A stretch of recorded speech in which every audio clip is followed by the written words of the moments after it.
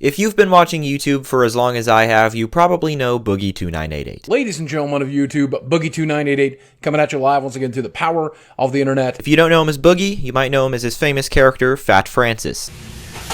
Where's my Mountain Dew? Boogie has been on YouTube forever, basically. I remember watching the Fat Francis sketches at an age that was probably younger than I should have been. Who drank my motherfucking Mountain Dew?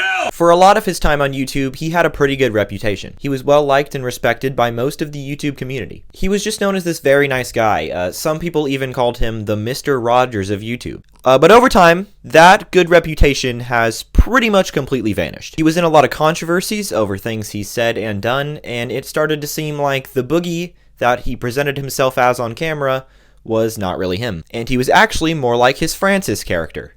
Did you drink my Mountain Dew? Let me smell your breath.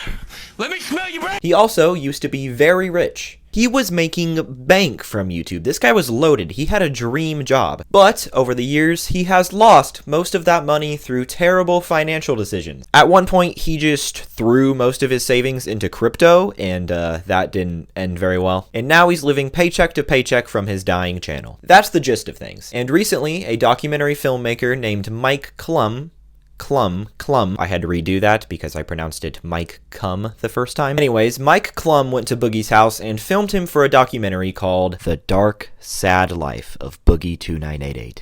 And oh my god, is it hard to watch. The documentary is amazing, it's really well done, I encourage you to watch it. After you get done watching this video, of course. But boy, is it a doozy. It does not make Boogie look good whatsoever. It makes him look really bad, actually. The documentary opens with Boogie discussing his bad financial decisions. The most insane of which being this. Dude, I spent a lot of money on stuff.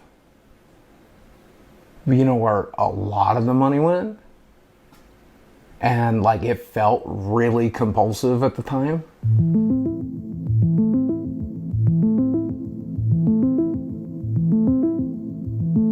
$200,000 on sex workers.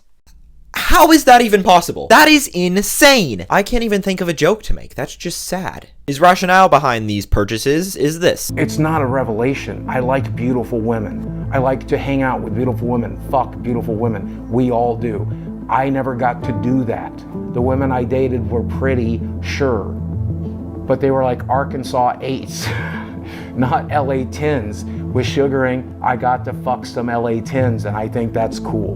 What does that even mean? I mean, I kind of get what he means, but not really. What is an Arkansas 8 and an LA 10? What's the scale here? Why are we viewing women as numbers? Is that sexist to me? Sure. Is that womanizing me? Sure. I don't really care. Great. So I deserve to go to Disneyland with a beautiful girl, right? I deserve to go to New York and explore Times Square with a beautiful girl, right? Like, I deserve that. And I want that, and I've never had it. Nobody is owed anything like that. Nobody is owed women. Everything about this segment makes Boogie come off as misogynistic and just kind of gross. It just seems like he views women only through the lens of what they can do for him. This theme of entitlement and being owed things carries over into the next part of the documentary I want to talk about. Boogie is desperate for money, so Mike sets him up with an interview at a staffing agency. And Boogie seemingly does everything in his power not to get the job. Tell me a little bit about your background and where you think you want to go with the experience that you already have. I did work at a small gaming store back in 2006, 2007. I am disabled, recognized by the state of Arkansas, but also the United States government. There's that. Now, the downside of that is I am extremely depressed, so there's some mental health issues that we bring to the table. And then physically, I am morbidly obese. I have no references, no work history, and no education. And when you Google my name, you might see rumors that I beat my ex-wife and I am also a pedophile. Should mention I'm also a felon. Okay. What's the nature of your felony? Aggravated assault. How old is it? About 2 years. Bruh. This reads like a comedy sketch. Like, out of context, this is hilarious. The interviewer actually pinpoints Boogie's whole problem pretty precisely. Lots of things in life are about your mindset, and you're using weight and disability. I can't. If that is the attitude that you're gonna have when you approach everything, then you can't, and you won't.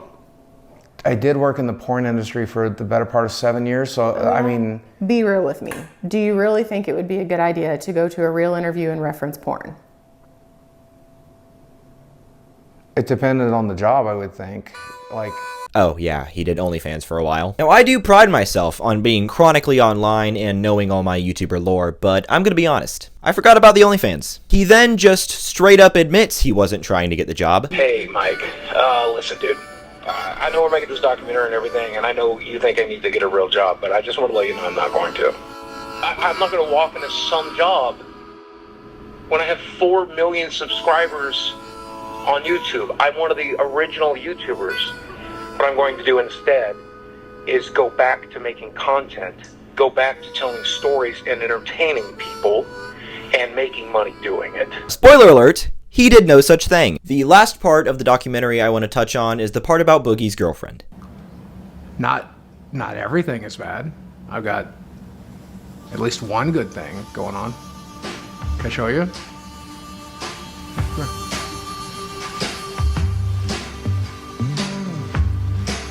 So this is Desi. Bruh. When I first heard about this a while ago, I was like, that's weird. Perfectly legal, yes, but still weird. She's 20. She's only 2 years older than I am. Look at this baby face. I couldn't see myself dating a 49-year-old man. But I mean, I'm straight, so obviously. Unless it was like a sugar daddy situation and I'm getting paid for it, in which case I might consider it. So it was pretty crazy, but I just felt it. I felt an energy connection to him before I even met him, and I don't know, that's just how it is. And then the longer we spent talking, I don't know, eventually you just realize we're the same person, doing the same thing, living the same lives, just at different stages. They do seem happy together in the documentary, and I think they are at the moment. But there are also things that they say that make it seem toxic and doomed. Growing up without a father figure has its challenges. Like, you just don't have that support system that you would, and the advice that you need, and so it's just difficult. I think you can see the issue here. And the fact that Boogie either doesn't see the issue, refuses to see the issue, or does see it and just doesn't care is concerning. I mean, my biggest fear is dying on her. If I die in the next 2 or 3 years on her, that's just going to ruin her life. My risk for stroke or heart attack is astronomical. I am essentially a walking time bomb. And I'm so fucking sorry for that. I really, really wish I had taken better care of my body. Yeah, I know. I'll never be ready for it, but I know. It's just so fucking sad, man. I hope she makes it out of this okay. Also, when Boogie says this, I really, really wish I had taken better care of my body. You still can! There is always hope and the possibility to change, but I don't think Boogie wants to change. I've seen a lot of people asking, why would Boogie sign off on this documentary? Why would he allow it to be released when it makes him look so bad? Because any form of pity, even pity covered in disgust, is good in the eyes of Boogie. I do want to say that while the documentary makes him look horrible overall, there are little moments of light. I think he's a good guy, yeah. I think that Boogie's definitely a good guy. He loves his friends and his family, and he cares about people a lot, and he cares about what people think about him a lot. He's a fun person to be around and to laugh and make jokes with. Sometimes we open up and we have like really personal conversations, and I enjoy getting to know him in that way as well. I think as long as he stops tweeting the N-word, he'll be fine. I don't think Boogie is a bad person. I just think he's addicted to addiction. There have obviously been other contributing factors throughout his life, but right now, his problems are caused by him, and he can fix them now. He just refuses to. And that makes me sad. Go watch the documentary, it's phenomenal. Mike Clum is amazing. I'll put a link in the description. Thank you for watching.